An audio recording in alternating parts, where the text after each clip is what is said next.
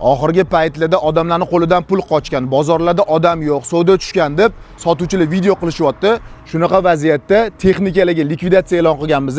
Bu yerdagi texnikalarni yarim narxida, ba'zi birovlarini yarim narxidan ham arzonroq narxda olsanglar bo'ladi. Misol uchun Ferrari brendining 200 litrli LG kompressori bilan chiqqan morozilkasi kapalak ko'rinishda ochilib yopiladi.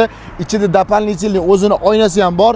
Bu modellar $311 ham sotilgan. Hozirgi paytda $155 200 litrli sandiqli morozilkalar, qulflaydigan qulf kalti bor. Undan tashqari podsvetkali, ichlari ham ancha katta qilingan, bitta oilaga bemalol yetadi. Bu modellar $250 ham sotilgan. Hozirda $175 Xantaji brendining ikkita eshikli katta morozilkasi. Bu morozilkalar vaqtida $620 ham sotilgan.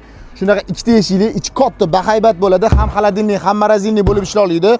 Hozirgi paytda bor yo'g'i $399 $550 ham sotilgan Avangard brendining morozilkasi. Bu morozilkalar ham xolodilnik, ham morozilnik bo'lib ishla oladi. Hozirgi paytda bor yo'g'i $289 400 litrdan oshuv ichiga mahsulot ola oladigan bahaybat morozilkalar vaqtida $600 ham sotilgan. Hozirgi paytda bor yo'g'i $389 hamma morozilka bitta videoga sig'madi. Qolgan hammasini dumaloq video qilib Telegram kanalga joylayman.